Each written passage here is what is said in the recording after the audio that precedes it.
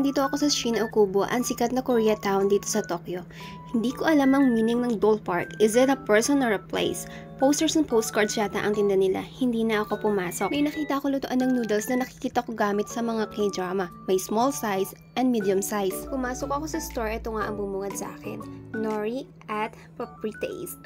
At dahil gutom na tayo, huwag nating lampasan. Cucumber na isinawsaw sa chili oil at chili powder. At yung isa naman, tofu soup. Actually, masarap siya. Muntik na ako mapabili ng chili oil and powder. Kaya lang, naisip ko, magaling nga pala gumawa ng chili oil asawa ko. Ikot pa ako sa loob ng store. As usual, hindi nawawala ang samyang at mga chili paste. Medyo pricey ang mga tinda nila, kaya lumipat ako ng store. Ang daming Korean noodles, pero lahat halos spicy flavor. At may gusto akong isang itry, itong jjajangmyeon.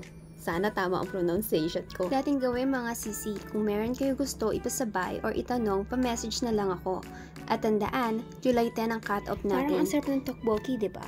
Sa mga Korean drama ko lang kasi sila nakikita. At pag kinakain nila doon, parang ang sarap-sarap. Parang gusto ko tuloy magmukbang. So siguro next time, magmukbang tayo tapos i-rate natin kung ano yung pinakamasarap sa hindi masarap. Ito naman yung mga Korean coffee stick na nakikita ko lang din sa K-drama.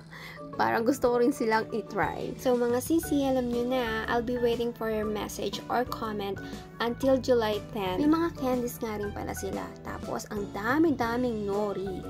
Puro nori, nori, nori. At syempre, yung mga soju na hindi mawawala. O, diba? Pwede ko rin siyang i-box para na lang mga sisi sa mga frozen foods, ha? Grabe, sa haba ng video na to, hindi lang yung boses ko yung nakakaantok. Pati ako, inaantok talaga as in literal.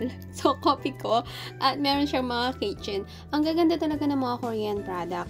Medyo marami rin akong nabili sa shop na to. At for the next video na lang yun. Din Korean street food dito na gusto ko i-try sa susunod. On my next video, mga sisi, sa mga cosmetics naman tayo. See ya!